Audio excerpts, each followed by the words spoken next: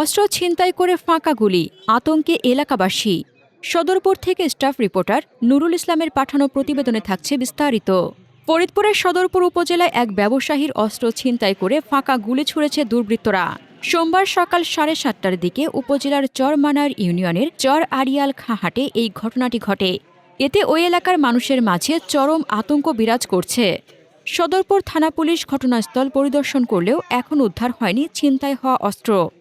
জানা যায় ওই এলাকার ব্যবসায়ী মোহাম্মদ দাদন মাতুব্বরের সাথে প্রতিবেশী বদরুদ্দিন হাজির দীর্ঘদিন ধরে জমি সংক্রান্ত বিরোধ চলে আসছিল।